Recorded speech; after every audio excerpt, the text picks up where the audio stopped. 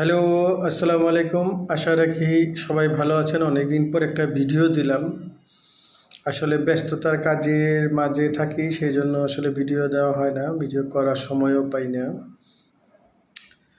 এখন বর্তমানে দেশের অবস্থা দেখতেছি আগের চেয়েও খারাপ।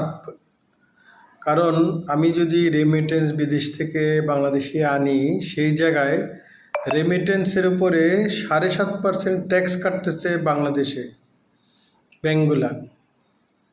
তো আমার প্রশ্ন হইল, তো এই ধরনের লুটপাট শোষণ কেন করা হচ্ছে এবং এটার বিরুদ্ধে কিভাবে ব্যবস্থা নেবে বাংলাদেশের মানুষ আমি জানি না।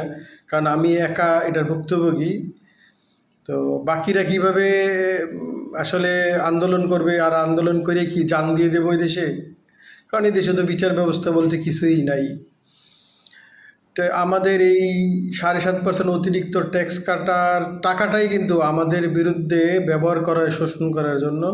এই সরকারগুলো, সরকার প্রধান বলেন, রাজনীতিবিদ বলেন, যারা আছে আমলা বলেন, এরা হলে আমাদের লুটপাট করে খাচ্ছে আমাদের টাকাগুলো। এখন কোন জায়গায় যে হাত দিচ্ছে বোঝেন। বিদেশি রেমিটেন্স আসবে বাংলাদেশে, সেখানেও 7.5% ট্যাক্স কাটবে।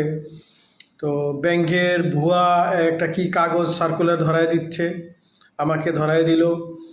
তো এই বিষয়গুলো আসলে কে দেখবে, কার কাছে বিচার চাবেন? বাংলাদেশ ব্যাংকের কাছে আবেদন করলেও ওটার কোনো রিপ্লাই আসে না। তো আমি বুঝতে পারতেছি না, বাংলাদেশের কি হাসিনার আমলই কি ভালো ছিল, না বর্তমান আমলে ভালো আছে? আমি তো দেখি সব একই আমলই আছি, আমাদের তো পরিবর্তন বলতে কিছু হয় নাই। তো যাই হোক, সকলের দৃষ্টি আকর্ষণ করছি, আপনারা দেখেন বিষয়টা। আপনারা যারা যারা ভুক্তভোগী হয়েছেন, আমরা মনে হয় সবাই একত্র হয়ে আবার আন্দোলন করতে হবে, শাটডাউন করতে হবে, এগুলি আসলে দেখতে হবে। রেমিটেন্সের উপরে 7.5% ট্যাক্স কাটা, এটা কি ফাইজলামির একটা সীমা থাকা উচিত। যাই হোক, সবাই ভালো থাকবেন। এই ভিডিওটার জন্য দিলাম। পরবর্তীতে আরও একটা ভিডিও দেব। আমি আসলে দেশে বিচার ব্যবস্থা বলতে কিছু নাই, তার সব ডকুমেন্টস আমি এখন লিখতেছি, লিখে তারপরে প্রচার করব। ধন্যবাদ সবাইকে।